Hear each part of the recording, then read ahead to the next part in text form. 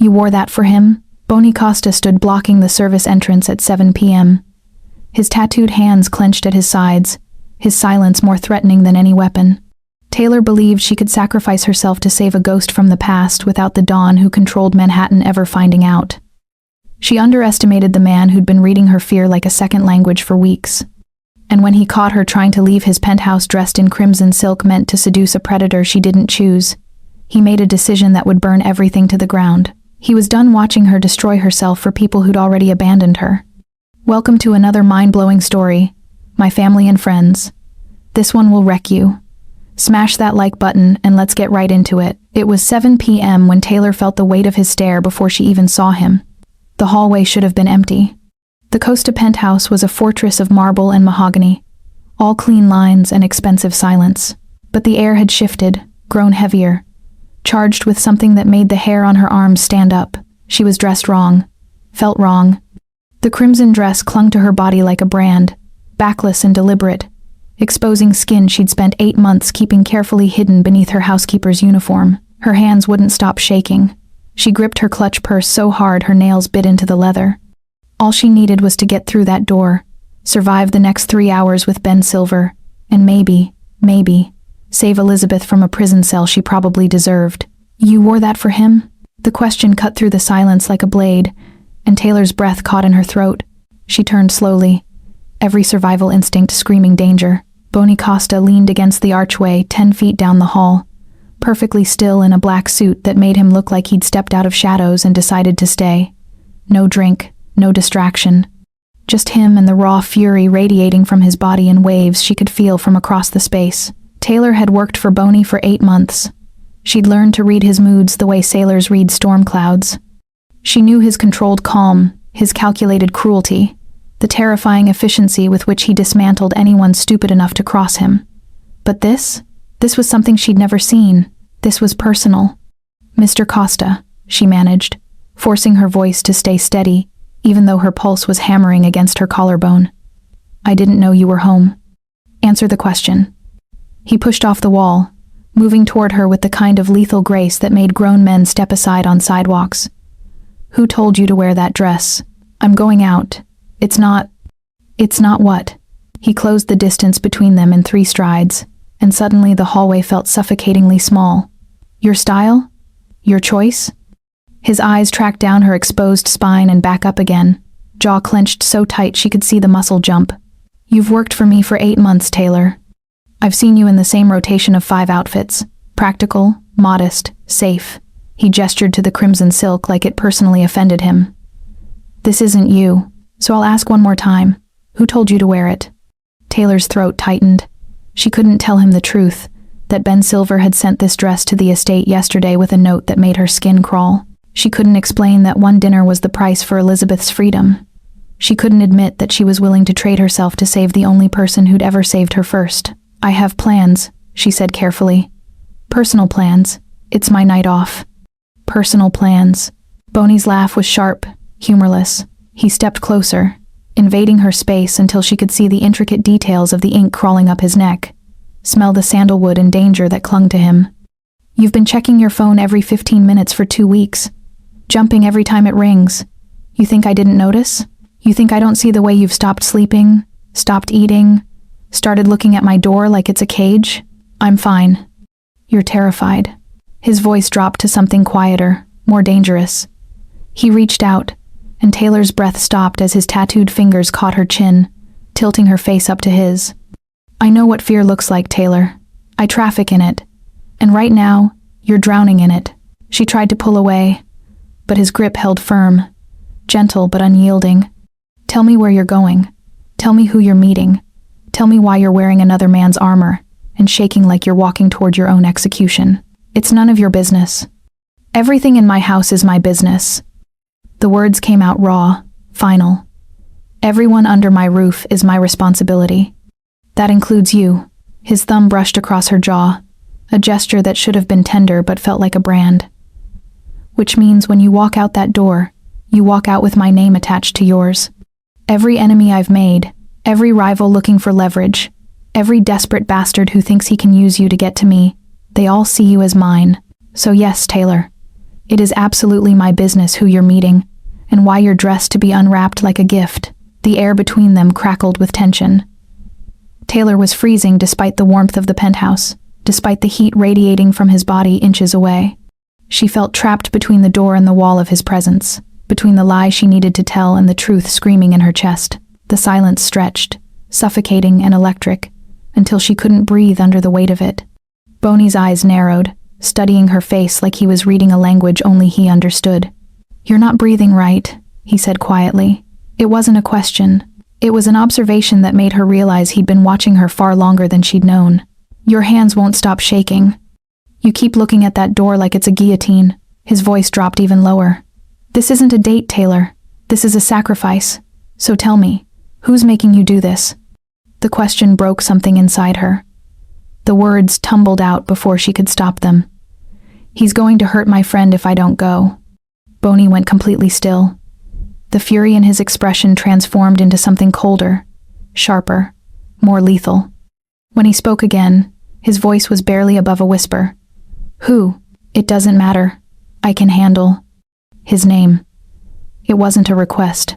It was a command that made her bones feel like ice. Taylor's hands were shaking so badly she had to press them against her stomach. Ben Silver, the name hung in the air like a death sentence. Boney's entire body tensed, and for one terrifying moment Taylor thought he was going to explode, to destroy something, to unleash the violence she could see coiling beneath his skin. Instead, he did something worse. He stepped back, released her chin. His expression went blank, unreadable, the kind of mask he wore when he was making decisions that ended lives. "Ben Silver," he repeated slowly, like he was tasting the name, cataloging it. "The district attorney, yes. And he wants you to meet him. Tonight. In that dress." It wasn't a question. Boney's eyes tracked over her again. But this time the look wasn't possessive, it was calculating, dangerous. "What does he have on your friend?" "Criminal charges. He said he'd make them disappear if I..." Taylor stopped, unable to finish the sentence. "If you what?" Boney's voice was too calm. The kind of calm that came before hurricanes. "Have dinner with him? Let him touch you? Give him something he can use against me? I wouldn't." "You already are." He turned away from her, running his hand through his hair, and Taylor saw the tension in his shoulders, the barely controlled rage vibrating through his frame. When he turned back, his expression was unreadable. "Does he know you work for me?" "I don't know. Maybe." "Maybe." Boney laughed, sharp and bitter. He walked past her to the door, and Taylor's heart sank. He was going to stop her. Lock her in. Take away her choice, her chance to save Elizabeth. But instead of blocking the exit, he reached for the handle and pulled the door open himself. Cool night air rushed in, making her shiver in the backless dress. "Mr. Costa." "Get in the car," he said quietly, his voice completely void of emotion. "Tom is waiting downstairs. He'll drive you." Taylor stared at him, unable to process what she was hearing. "You're letting me go?" Boney didn't look at her. He stood with one hand on the door, his knuckles white where he gripped the handle, his jaw clenched so tight she thought she heard his teeth grind. "You want to save your friend? Go save her." His voice was flat, dead. "Tom knows where Silver made the reservation. He'll have you there in 20 minutes. I don't understand." "You don't need to understand." Finally, he looked at her, and the emptiness in his eyes made her chest ache. "You need to leave. Now, before I change my mind." Taylor took a hesitant step toward the open door, her mind racing. This didn't make sense. Boney never let anything happen in his world without controlling every piece of it. He never let people walk into danger without a plan. But here he was, holding the door open, his face carved from stone, offering no explanation, no protection, nothing but the terrifying freedom to make her own choice. "Keep your phone on," he said as she stepped past him into the hallway. His voice was so quiet she almost didn't hear it. "And Taylor?" She stopped, turning back to look at him. The light from the penthouse cast shadows across his face, making him look like something carved from darkness itself. "When this is over, we're going to have a very different conversation about loyalty." The door closed between them with a soft click that sounded like a gunshot in the silence. Taylor stood in the corridor, her heart hammering, her mind screaming questions she couldn't answer. Tom was already waiting by the elevator, his expression unreadable, holding the door open. As she stepped inside and the elevator began its descent, one thought circled through her mind like a predator. Boney had let her go, without a fight, without threats, without the possessive fury that had been radiating off him minutes ago. He'd simply opened the door and let her walk toward Ben Silver like it didn't matter. But men like Boney Costa didn't let anything go. Not territory, not control, and definitely not people they'd claimed as theirs. So why had he stepped aside? What did he know that she didn't?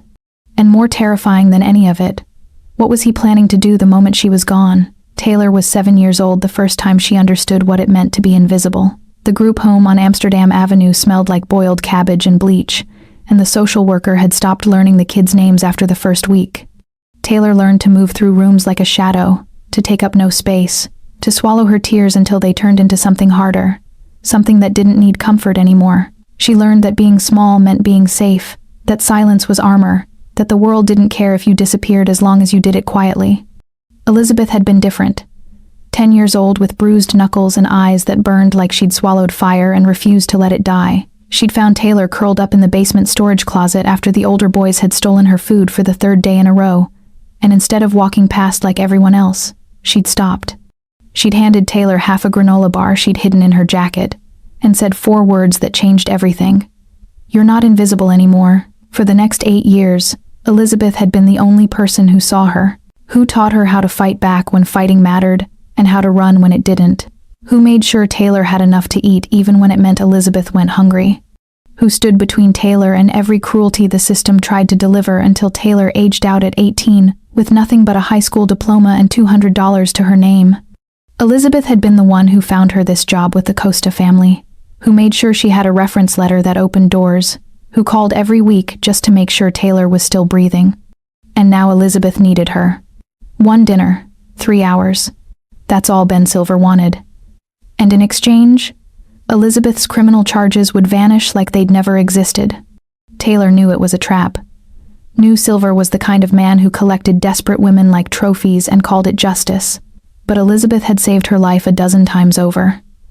This was just returning the favor, even if it meant walking into hell wearing another man's gift. The memory dissolved as the luxury SUV hit a pothole, jolting Taylor back to the present. She was in the back seat of Boney's car, the leather cold and smooth against her bare shoulders, so different from the group home's stained fabric couches. Tom drove in complete silence, his eyes occasionally flicking to the rearview mirror, but he hadn't said a word since they'd left the penthouse. The partition between them was down, but it might as well have been a wall. Taylor's fingers found the edge of the wire taped to her chest, hidden beneath the bodice of the crimson dress. The adhesive itched against her skin, scratchy and wrong, a constant reminder of the risk she was taking. She'd bought the recording device yesterday from a pawn shop in Queens, paid cash, told no one. If she could just get Silver to admit he was blackmailing her, to confess that he was using Elizabeth's charges as leverage, maybe she'd have something to bargain with. Maybe she could save her friend without completely destroying herself. Her phone buzzed in her clutch, and Taylor's stomach dropped before she even looked at the screen. The message was from an unknown number, but she knew exactly who it was. "I hope you followed instructions. I want to unwrap my present." The words made her skin crawl, made her want to scrub herself clean until she could forget the implication behind them. Visceral disgust rolled through her in waves, but she swallowed it down, forced herself to breathe. This was the cost. This was the price of loyalty, of love, of being the kind of person who didn't abandon the people who'd saved her. Elizabeth had stood between her and the world when no one else would. 3 hours of discomfort was nothing compared to 8 years of protection. Taylor deleted the message and shoved her phone back into her purse. In the rearview mirror, she caught Tom's eyes on her, steady and watchful. He checked his watch, a deliberate movement that made her wonder what schedule he was following, what timeline Boney had given him that she wasn't part of. The not knowing twisted in her chest like a blade. The restaurant appeared through the windshield like something out of a dream. All glass and golden light, expensive cars lining the curb, valets in crisp uniforms moving like synchronized dancers. It looked like a jewel box, beautiful and exclusive, the kind of place where power brokers made deals that shaped the city. Taylor had cleaned rooms like this in the Costa penthouse, but she'd never sat in one as a guest. Never been the woman in the red dress, instead of the invisible girl with the mop. The SUV pulled to a smooth stop at the entrance, and through the glass walls, Taylor could see him. Ben Silver sat at a corner table, visible from the street, and he wasn't looking at the menu.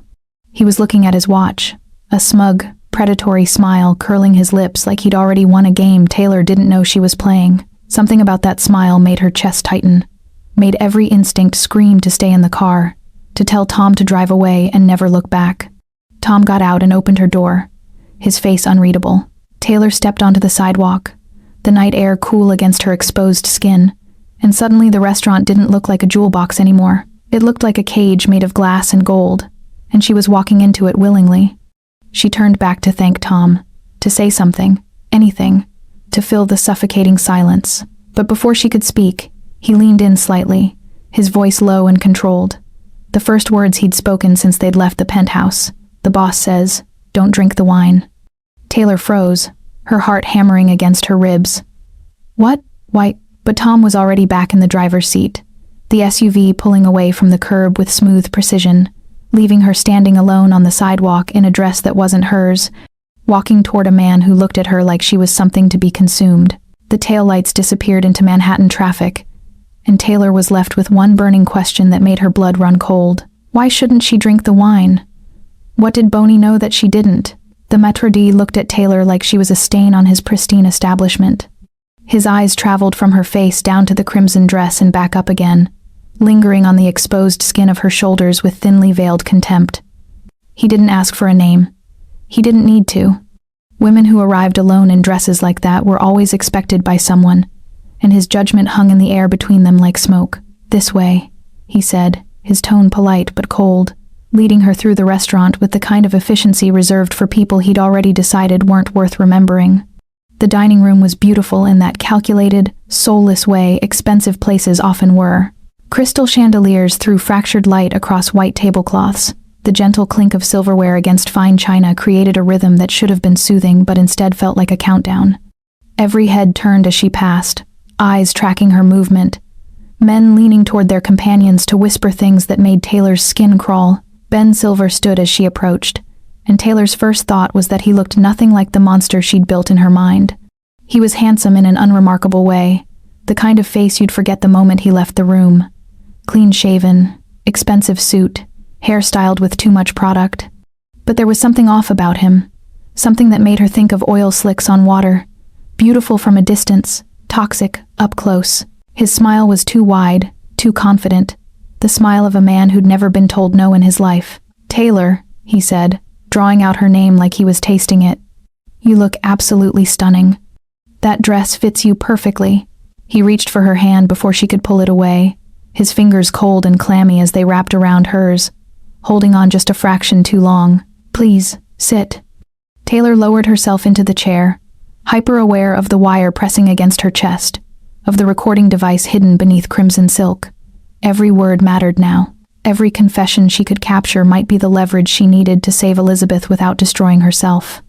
"Thank you for meeting me," she began, trying to keep her voice steady. "Professional. You said this was about Elizabeth's case. I'd like to understand what—" "Would you like wine?" Silver interrupted, signaling the sommelier without waiting for her answer. "They have an excellent Bordeaux here. Very smooth. Very expensive." The way he said expensive made it sound like a threat. He ordered for both of them, and Taylor remembered Tom's warning, the words echoing in her head like a siren. "Don't drink the wine." But refusing now would raise questions she couldn't afford to answer. The sommelier poured, and Silver raised his glass in a toast. "To new partnerships," he said, that oily smile never wavering. Taylor lifted her glass but didn't drink, using the moment to gather her courage. "About Elizabeth's charges," she tried again. "You said you could make them disappear if you help me." "Yes." Silver leaned back in his chair, completely at ease, like they were discussing the weather instead of extortion. "But let's be honest with each other, Taylor. This isn't really about Elizabeth, is it? You're a smart woman. You know she's guilty. You know she made her choices. So let's talk about what this is really about." He paused, his eyes traveling over her again with that same predatory assessment. "You work for Boney Costa." Taylor's blood turned to ice. She'd hoped, prayed, that he didn't know, that this was just about Elizabeth, just about one desperate friend helping another. But the way he said Boney's name, casual and loaded, told her everything she needed to know. This was never about her friend. This was about access. "I'm his housekeeper," she said carefully. "Exactly." Silver's smile widened. "Which means you have access to his private library, his study, his personal files." He leaned forward, and the clink of his fork against the plate sounded too loud in the sudden silence between them. "I'm not interested in you, Taylor. I'm interested in what you can give me." The words should have been a relief. Should have meant he wouldn't touch her, wouldn't demand the things she'd been terrified he would. But somehow, it was worse. He wasn't even pretending this was about attraction or desire. She was just a tool, a key to a lock he wanted opened. "I can't give you access to Boney's private." "Yes, you can." Silver reached into his jacket and pulled out a thick manila envelope, sliding it across the table with the smooth confidence of a man who'd done this 100 times before. Inside this envelope is fabricated evidence, financial records that will tie the Costa family to 3 unsolved murders. All you have to do is hide it in Boney's library. Somewhere it will be found during a warrant search. That's it. One simple task, and Elizabeth walks free. Taylor stared at the envelope like it was a snake coiled to strike. Her hand stayed in her lap, trembling. "You want me to frame him? I want you to help justice prevail." Silver's voice was smooth, practiced. The voice of a man who'd convinced himself his corruption was righteousness. "Boney Costa is a criminal. He's killed people, Taylor. He's destroyed lives. And you have a chance to stop him, to do the right thing. By planting evidence? By lying? By choosing which side of history you want to be on." Silver's patience was wearing thin now, the edges of his smile turning sharp. "Take the envelope. Hide it tonight. Elizabeth goes free tomorrow. It's that simple." "No." The word came out stronger than Taylor expected. She pushed the envelope back across the table, her heart hammering but her hands steady. "I won't do it." The change in Silver was instant. The polite mask vanished, replaced by something cold and cruel. His smile disappeared entirely. He reached into his jacket again, and this time he pulled out a single sheet of paper. Even from across the table, Taylor recognized Elizabeth's signature at the bottom. The plea deal, the document that stood between her friend and 5 years in prison. Silver picked up the votive candle from the center of the table, the flame dancing in the sudden tension. He held the corner of Elizabeth's plea deal over the fire, close enough that Taylor could see the paper start to curl from the heat. "You have 10 seconds to change your mind," he said quietly, and there was no smoothness left in his voice now, just raw, ugly power. 10 seconds before I burn her freedom right here in front of you. 10 seconds before everything you sacrificed tonight becomes completely meaningless." Taylor's chest constricted. She couldn't breathe. The wire pressed against her skin like an accusation, and she opened her mouth to speak, to beg, to agree to anything that would make him pull that document away from the flame. But Silver wasn't done. He tilted his head, that predatory smile returning. "And Taylor, I know you're wearing a wire." The words hit her like a physical blow. "I know you came here thinking you were so clever, thinking you could record me and use it as leverage. So here's what's going to happen. You're going to reach under that pretty dress. You're going to remove that wire, and you're going to hand it to me. Right now." The restaurant sounds faded. The clinking silverware, the murmured conversations, the soft classical music playing in the background. All of it disappeared under the roar of blood in Taylor's ears. He knew. He'd known the entire time. Every word she'd tried to capture, every confession she'd hoped to record, it was all useless because he'd been playing her from the moment she walked through the door. Silver moved the plea deal closer to the flame, close enough that a corner started to blacken. 5 seconds, Taylor. The wire. Now. Taylor's hands moved toward the neckline of her dress, trembling so violently she could barely control them. The wire felt like it was burning through her skin now. A brand of her own stupidity, her pathetic attempt to outsmart a man who'd been 10 steps ahead from the beginning. Silver watched her with that predatory patience, the plea deal still hovering over the candle flame. And she knew with crushing certainty, that even if she removed the wire, even if she did everything he asked, he would never let Elizabeth go. "Wait," the word broke from her throat like a sob. "Please, just tell me why. Why Elizabeth? What did she do?" Silver's smile was cruel, triumphant. He pulled the document back from the flame, setting it on the table between them like bait. You really want to know? You want to hear exactly how much your precious friend values your sacrifice? He reached into his pocket and pulled out his phone, scrolling through with deliberate slowness. I've been sitting on this for 2 weeks, waiting for the right moment. And Taylor, this is it. He pressed play, and Elizabeth's voice filled the space between them. Tinny through the phone speaker, but unmistakably hers. Mr. Silver, it's me again. I've been thinking about your offer. If you drop my charges, I can give you something better than testimony. I can give you access. There was a pause, the sound of Elizabeth's breathing, nervous and quick. Taylor works for Bonnie Costa. She cleans his private study, his library. She has keys to places even his own men can't access. If you need something planted, something found, I can convince her to do it. She owes me. She'll do anything I ask. The words hit Taylor like physical blows, each one driving the air from her lungs. She couldn't breathe, couldn't think. The restaurant spun around her, all crystal and gold blurring into nothing, and all she could hear was Elizabeth's voice, casual and transactional, selling her out like she was nothing, like 8 years of loyalty meant less than a plea deal. She didn't just get caught, Taylor. Silver's voice was almost gentle now, the gentleness of a predator who knew his prey was already dying. She came to me, offered you up on a silver platter. And when I told her I needed more than just access, when I said I needed her to convince you to wear a wire so I could use it against you later, she agreed without hesitation. He laughed, sharp and ugly. The only problem was, she got greedy. Wanted immunity for 3 other charges I didn't even know about. So I kept her deal, kept her dangling, and went straight to you instead. Taylor felt something crack inside her chest, something fundamental that had been holding her together for years. Elizabeth hadn't just betrayed her. She'd orchestrated this entire nightmare, had handed Taylor to a predator, and called it survival. The girl who'd shared granola bars in a basement closet, who'd stood between her and every cruelty, who'd promised she'd always be there, had sold her without a second thought. Silver pulled the candle away entirely, extinguishing the flame with his fingertips like it was nothing. The acrid smell of burned paper mixed with his cologne, expensive and cloying, thick enough to choke on. So here's what's going to happen, he said, leaning forward.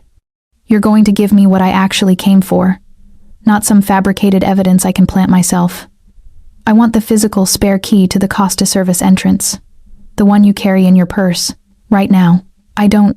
Taylor tried to lie, but her voice broke on the words. Yes, you do. Silver reached across the table, his fingers wrapping around her wrist, digging in hard enough to bruise. Elizabeth told me everything.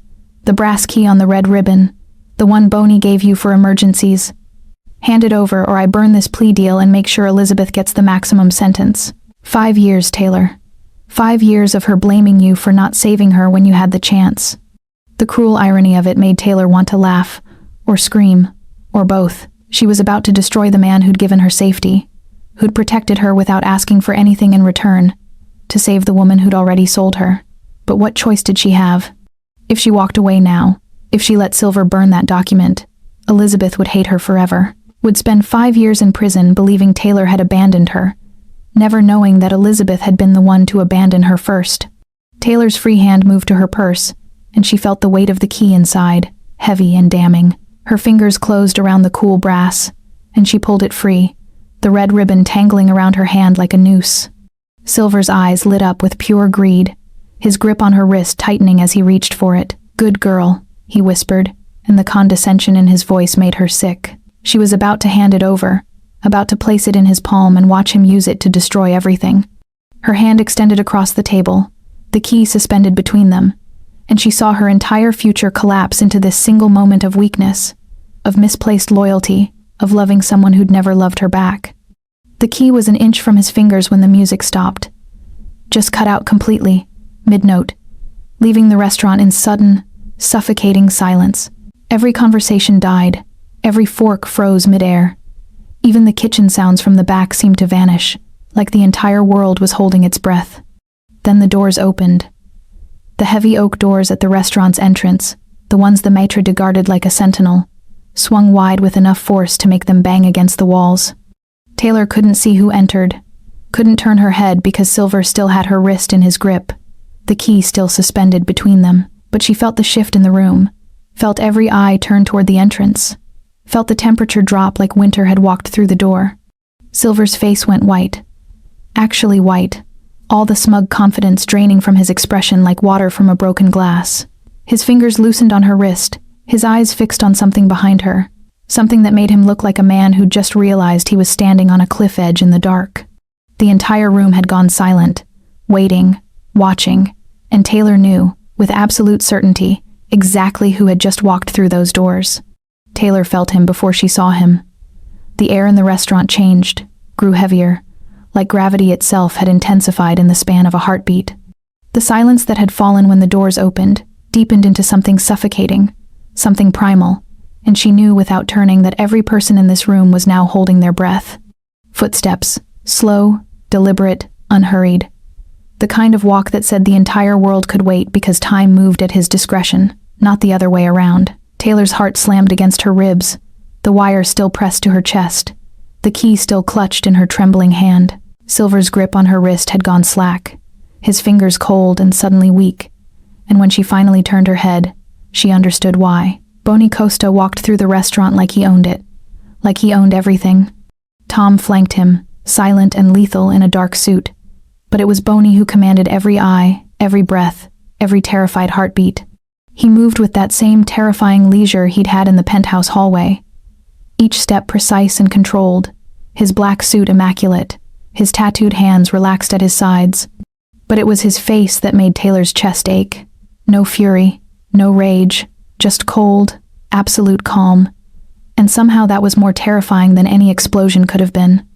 The maître d' stood frozen near the entrance, his earlier contempt replaced by naked fear. He didn't try to stop Bonnie, didn't ask for a reservation or offer a greeting. He simply pressed himself against the wall and let the storm pass, his hands shaking so badly he had to clasp them behind his back. Bonnie reached their table, and without a word, without asking permission, he pulled out the chair between Taylor and Silver and sat down. The movement was fluid, controlled, and the moment he settled into the seat, the entire restaurant seemed to exhale in unison, like they'd been granted permission to breathe again. But the whispers that followed were hushed, terrified, the kind of gossip that happened behind hands in prayer. He didn't look at Silver. Not yet. His dark eyes found Taylor's, and she saw him catalog everything in a single glance, the tears staining her cheeks, the way her hand still gripped the key like a lifeline, the defeated slump of her shoulders, the wire she hadn't removed still hidden beneath the crimson dress. His jaw tightened, just once, and then his expression smoothed into something unreadable. "You're crying," he said quietly, and it wasn't a question. It was an observation that made her feel seen in a way that hurt, that made her want to collapse and explain everything and beg him to understand. But Bonnie's attention had already shifted. He reached across the table, his tattooed fingers closing around the thick manila envelope Silver had tried to force on her. He picked it up, examined it with mild curiosity, then set it down directly beneath his water glass like it was nothing more than a disposable coaster. The insult was deliberate, absolute. And from the way Silver's face flushed, everyone at the table understood exactly what it meant. The fabricated evidence he'd spent weeks preparing, the trap he'd laid with such smug confidence, was worth less than the condensation dripping from Bonnie's glass. Silver opened his mouth to speak, but no sound came out, because Bonnie still hadn't looked at him, hadn't acknowledged his existence. He simply sat there, perfectly still, one hand resting on the table, the other loosely holding his water glass, and the silence stretched. 10 seconds, 20, 30. A full minute of suffocating quiet where the only sound was the distant clinking of dishes from the kitchen and Silver's increasingly labored breathing. Taylor watched Bonnie's face and saw nothing. No anger, no threat, just patient, terrifying stillness, the kind a predator used right before it struck. And Silver, who'd been so confident minutes ago, so in control, started to crack. Sweat beaded on his forehead. His hands fidgeted with his napkin. His breathing got faster, shallower, like he was drowning in the weight of Bonnie's silence. Finally, Silver broke. "You're too late, Costa," he said, and his voice came out too loud, too desperate, trying to fill the crushing quiet. She already agreed. She was about to hand over the key when you walked in. He reached for Taylor's hand, the one still gripping the brass key, trying to pry it from her fingers. "Show him, Taylor," Show him what you were willing to give me to save your pathetic friend. Boney didn't move, didn't try to stop Silver from taking the key from Taylor's numb fingers. He just watched, that terrible calm never breaking, as Silver held up the brass key with the red ribbon, triumphant and desperate all at once. I have it, Silver said, his voice cracking at the edges. I have access to your kingdom, Costa, to your private estate, your library, everything. He was trying to sound victorious, but it came out pleading, like he needed Boney to react, to acknowledge that he'd won something, anything. Boney set his water glass down with careful precision. He leaned back in his chair, and for the first time since he'd sat down, he looked directly at Silver, really looked at him, and then he smiled. It was the coldest thing Taylor had ever seen, that smile. No warmth, no humor, just the kind of expression a man wore when he knew something no one else did, when he'd already won a game the other player didn't know he was losing. Do you? Boney asked, his voice soft and lethal, and the two words hung in the air like a death sentence. Silver stared at Boney for 3 heartbeats, the key still clutched in his hand like a trophy, and then he laughed. It was a sharp, ugly sound, born of desperation, masquerading as confidence. You're bluffing, he said, his voice cracking at the edges. You're sitting here trying to intimidate me, but it's too late. I have the key. I have access. And there's nothing you can do about it. Boney said nothing. He simply reached across the table with deliberate slowness and picked up Silver's wine glass, the Bordeaux that had been poured for Taylor, the one Tom had specifically warned her not to drink. He brought it to his lips and took a long, measured sip, his eyes never leaving Silver's face. The movement was casual, almost lazy, but there was something deeply intentional about it, something that made Taylor's breath catch. He set the glass down with the same careful precision he'd used for everything else, and when he spoke, his voice was soft, almost gentle. I had the locks on the service entrance changed 3 days ago, he said, each word landing like a stone dropped into still water. Routine winter maintenance, new deadbolts, new security system, complete overhaul. He gestured to the key in Silver's hand with a slight tilt of his head. That key you're holding? It's scrap metal. Hasn't worked since Monday. The words hung in the air, and Taylor felt something crack open in her chest. Not panic, not fear, something else entirely. Boney had known. He'd known days ago that someone might try to use her access against him, and instead of confronting her, instead of taking away her key or firing her or demanding explanations, he'd simply changed the locks. He'd made it impossible for her to betray him even if she wanted to, had removed the weapon from her hand before she even knew she was holding one. He'd protected her from her own guilt, from the crushing weight of knowing she'd destroyed the man who'd given her safety. Even in her lowest moment, even when she was seconds away from handing Silver exactly what he wanted, Boney had already made sure it wouldn't matter. Silver's face went from flushed to pale in the span of a breath. His hand opened, and the key fell from his fingers, hitting the table with a dull clink that sounded like a death knell. You're lying, he said, but there was no conviction in it. You're just trying to... Tom, Boney said quietly, not taking his eyes off Silver. Show him. Tom stepped forward and placed a smartphone on the table.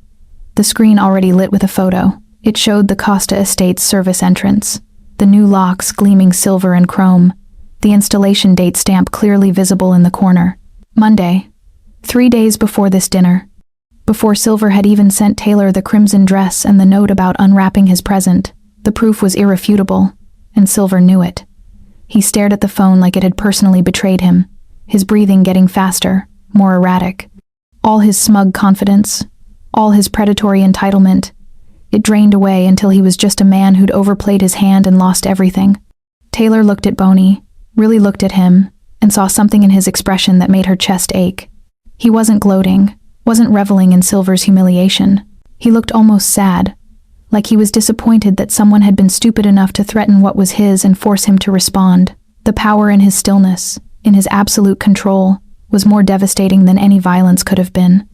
You played a game you didn't understand, Boney said softly, picking up the wine glass again and swirling it gently. You thought you could use her loyalty against me. Use her fear. Use her love for a friend who already sold her out. He took another sip, and this time Taylor understood. The wine was supposed to be for her, supposed to make her pliant, cloudy, easier to manipulate.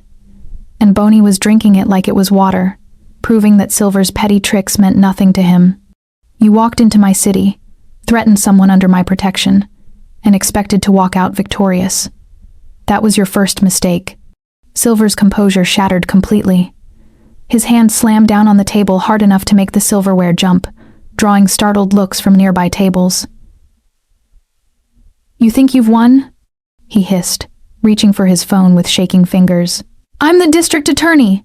I have the police commissioner on speed dial. One call and I'll have this entire restaurant swarmed in 5 minutes. I'll have you arrested for intimidation. He never finished the sentence.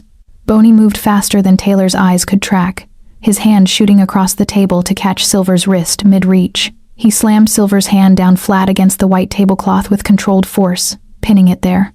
Silver let out a choked gasp, his phone clattering from his fingers, and Boney held him there, perfectly still, his tattooed fingers wrapped around Silver's wrist like iron. Then, with his free hand, Boney reached for the steak knife beside his unused plate. The blade caught the candlelight, gleaming sharp and purposeful, and Taylor's heart stopped. The entire restaurant seemed to hold its breath. Silver's eyes went wide, genuine terror flooding his expression as he tried to pull away. But Boney's grip didn't budge. Make the call, Boney said quietly, his voice devoid of all emotion. He raised the knife, and Taylor saw every person in her peripheral vision freeze. Or look at what I'm about to do to you, and decide if that phone call is worth it. Boney brought the knife down in one fluid motion, and Taylor's scream caught in her throat. But the blade didn't pierce flesh. It drove into the wood between Silver's fingers, the sharp thud vibrating through the table, through the air, through every bone in Taylor's body. The knife stood perfectly upright, trembling from the force of impact, its edge less than a millimeter from Silver's skin. Silver's entire body went rigid. He didn't breathe, didn't move. His hand was pinned to the table not by steel through flesh but by pure, paralyzing terror. The slightest twitch, the smallest tremor, and that blade would slice through him. He knew it. Everyone in the restaurant knew it, and the whimper that escaped his throat, high and broken, was the sound of a man realizing he'd walked into a trap he couldn't see until it had already closed around him. Boney leaned in close, his voice dropping to something intimate, almost conversational, like they were old friends sharing secrets. Make the call, Ben, he said softly, his breath disturbing the candle flame between them. Call the commissioner. Tell him you need backup because the big bad mafia boss is threatening you. See what happens. Silver's free hand reached for his phone, trembling so violently he could barely grip it. His fingers hovered over the screen, and for one terrible moment Taylor thought he might actually do it, might actually be stupid enough to escalate this into something that would end with bodies instead of just broken pride.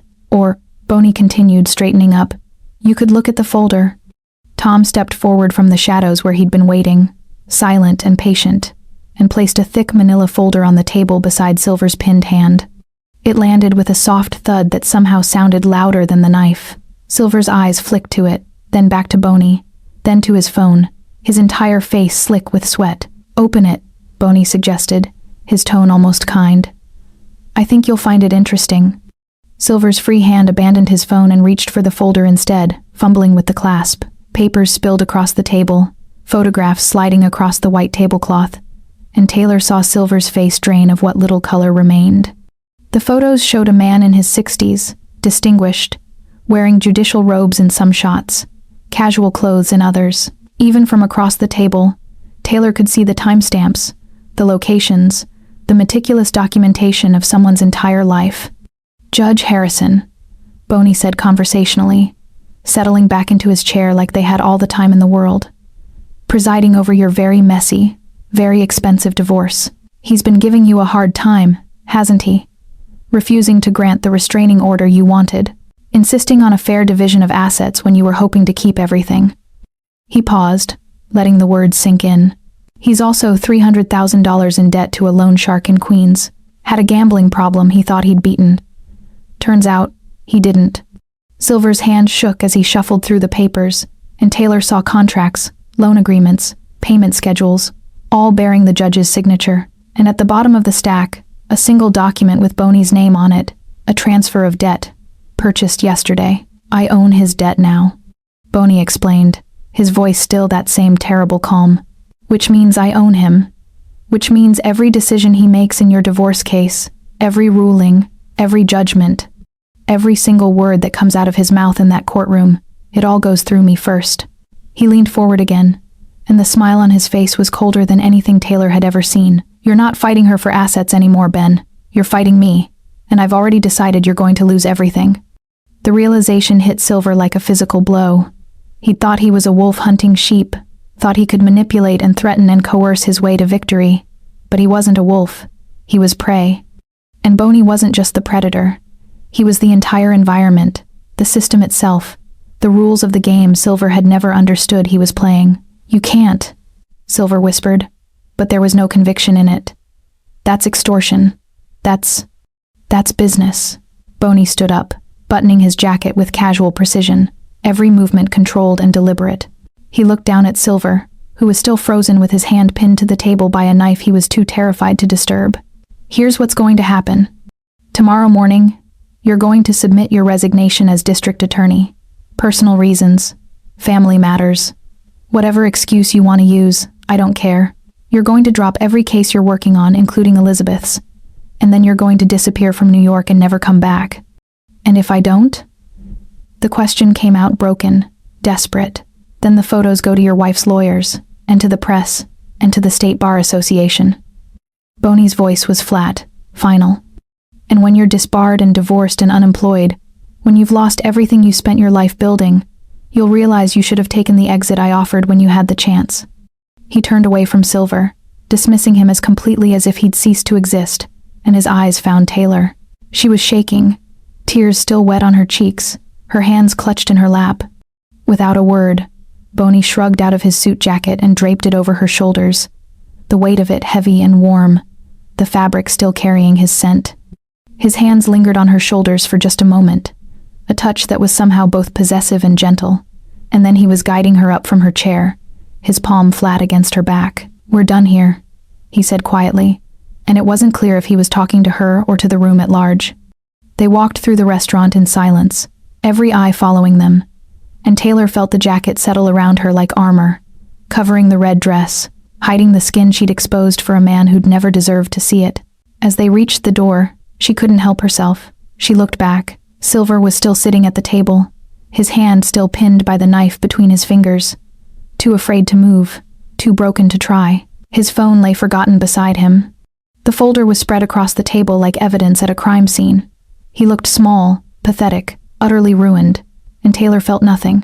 No satisfaction, no relief, just exhaustion. The night air hit her like a slap, cool and sharp after the suffocating warmth of the restaurant. Tom was already there with the SUV, the door open, waiting. But before Boney could guide her inside, Taylor pulled away from his touch, turning to face him on the sidewalk. The jacket slipped from one shoulder, and she caught it, clutching it against her chest like a shield. You knew, she whispered, and her voice cracked on the words. You knew about Elizabeth. You knew she betrayed me, and you didn't tell me. You let me walk in there thinking I was saving her when all along, she couldn't finish the sentence. Couldn't get the words past the lump in her throat. Boney looked at her, his expression unreadable in the amber streetlight, and said nothing. He just stood there, patient and still, waiting for her to finish breaking apart so he could decide how to put her back together. Taylor got into the SUV without looking at Boney, clutching his jacket around her shoulders like it was the only thing keeping her together. The leather seats were cold against her legs, the same smooth, expensive texture from earlier, but everything felt different now. The wire was still taped to her chest, useless and scratchy, a reminder of how naive she'd been to think she could control any part of tonight. Tom pulled away from the curb without a word, and the silence that filled the car was suffocating, heavy with everything unsaid. She could feel Boney beside her, close enough that the warmth radiating from his body cut through the cold that had settled into her bones. He hadn't touched her since they'd left the restaurant, hadn't tried to explain or justify or comfort. He just sat there, patient and still, waiting for her to break, and she hated that he knew she would. Hated that he could read her so easily when she couldn't read him at all. You let me walk into a trap, she said finally, her voice rough from holding back tears. You knew what Elizabeth did. You knew Silver was using her to get to me. And you just opened the door and let me go. She turned to look at him, anger and hurt warring in her chest. Why? Why would you do that? Boney reached into the console between them and pulled out a tablet, his movements unhurried, deliberate. He unlocked it with his thumb and handed it to her without a word. The screen showed a video, time-stamped from 3 hours ago, the image grainy but clear enough. A bus station, Port Authority, and there, climbing onto a Greyhound heading west, was Elizabeth. Taylor's hands started shaking. She watched Elizabeth board the bus, carrying a black duffel bag, watched her find a seat by the window, watched her pull out her phone and smile at whatever she was reading. Not the haunted, desperate look of someone running from charges. The relieved, excited look of someone who'd just gotten everything she wanted. "Keep watching," Boney said quietly. The video continued. Elizabeth's phone rang, and she answered, her lips moving in conversation Taylor couldn't hear. But she could read Elizabeth's expression, the way her smile widened, the way she laughed and nodded. And then, clear as day, Elizabeth mouthed 2 words Taylor had seen 1,000 times before. "Thank you." The video ended. The screen went black, and Taylor sat there staring at her own reflection in the dark glass, feeling something fundamental crack apart inside her chest. "I paid her debt," Boney said, his voice low and even, stating facts without emotion. $50,000 to clear her charges, another 10 for a new ID, new social security number, bus ticket to Ohio where she has a cousin who'll help her start over. Tom delivered it this afternoon. He paused, letting the information sink in. She took the money, asked if the check had cleared, and then she got on that bus without asking a single question about you. Taylor couldn't breathe, couldn't process what she was hearing. "You saved her?" "I saved her because you love her," Boney said simply. "Because watching you destroy yourself for someone who didn't deserve it was unbearable. Because that is the last debt you pay to the past." The tears came then, hot and unstoppable, and Taylor didn't try to hold them back. She cried for the girl she'd been, the one who'd believed loyalty meant sacrifice even when it wasn't returned. She cried for Elizabeth, for the friendship that had died somewhere between a group home and a prison cell. But mostly, she cried from relief. The crushing weight she'd been carrying for weeks, the impossible choice between betrayal and self-destruction. It was gone, lifted. And in its absence, she could finally breathe. Boney didn't try to comfort her, didn't pull her close or tell her everything would be fine.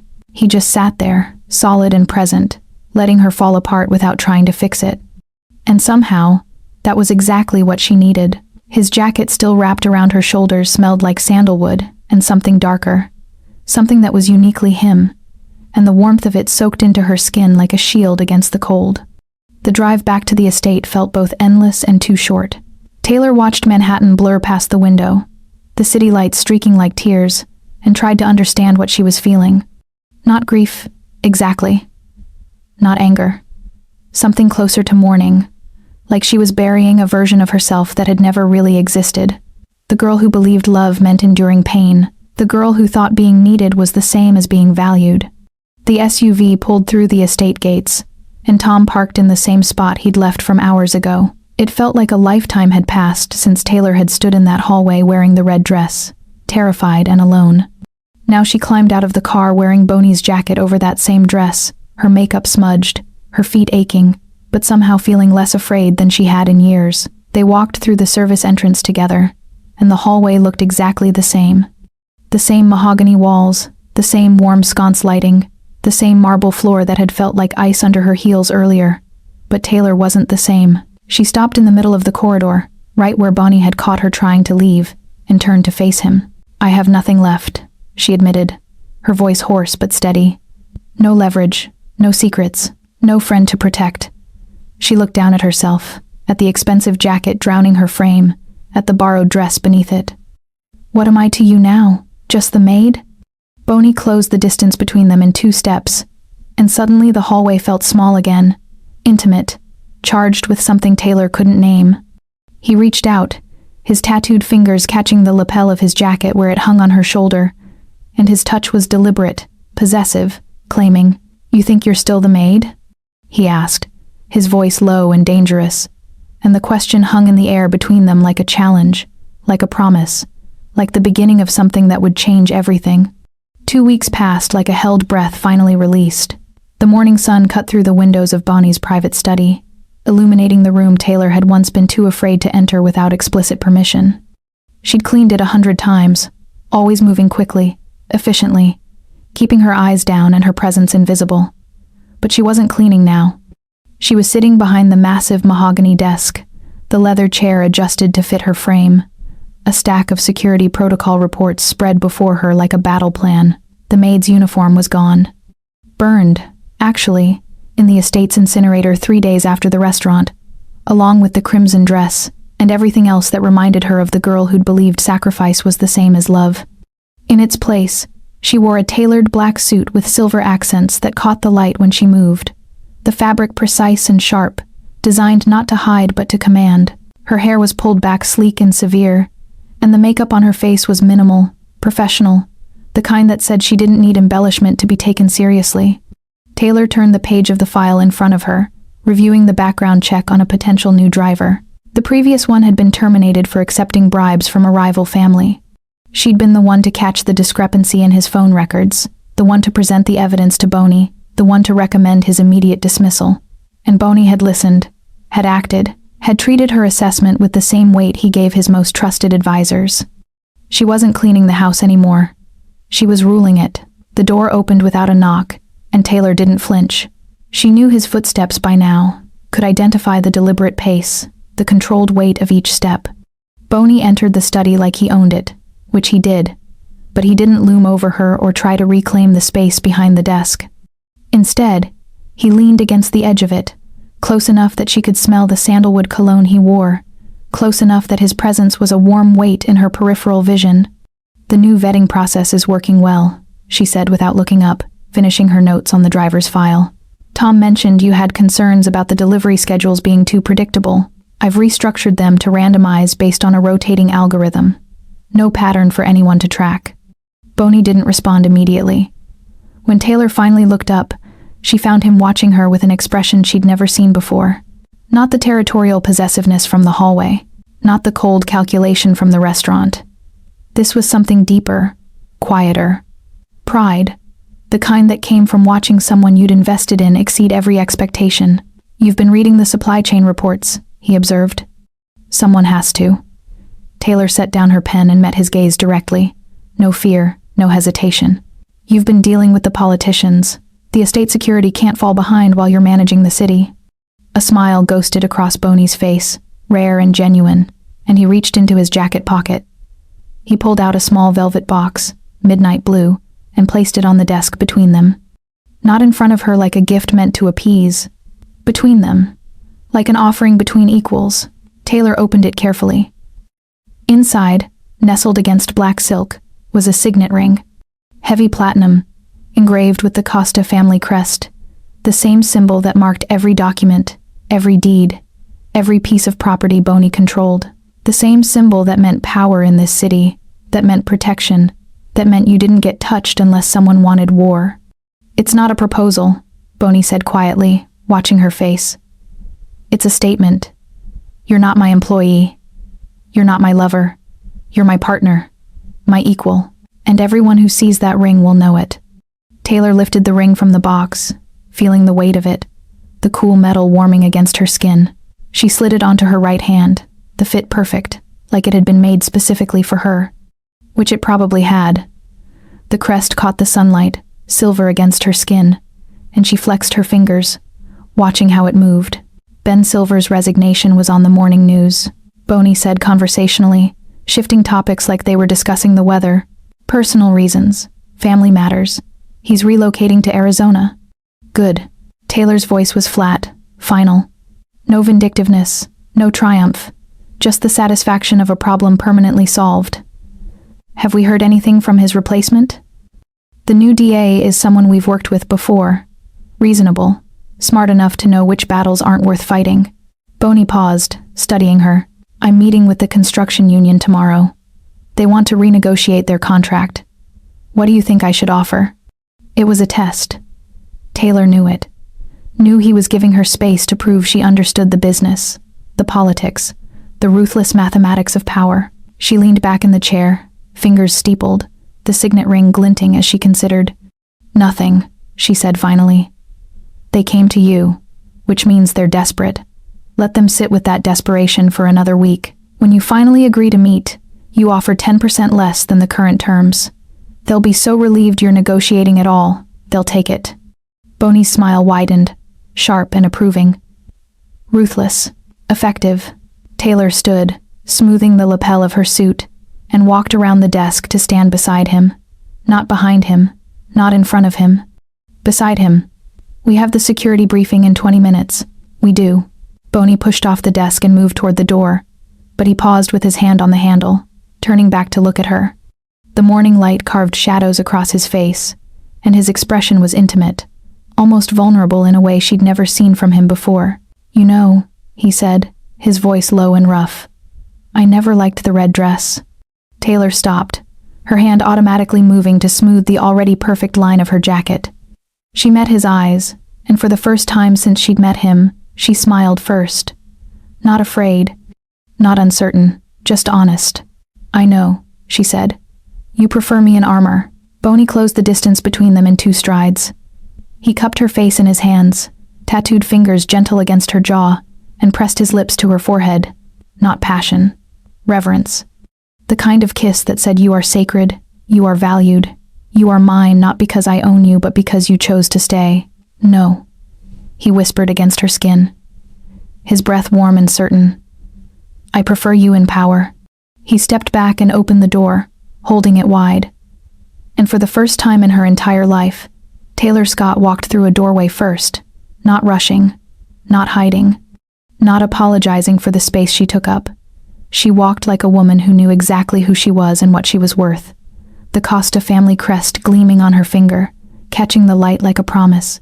Behind her, Boney followed, not leading, not commanding, just there, present, equal. And as the door closed behind them, the silence in the hallway wasn't heavy or terrifying anymore. It was peaceful, safe, home. And that is how the Maid became the queen. If this story gave you chills, do not leave without hitting that like button. Tell me in the comments. Would you have forgiven Elizabeth? Or did Boney do the right thing? I'll see you in the next story.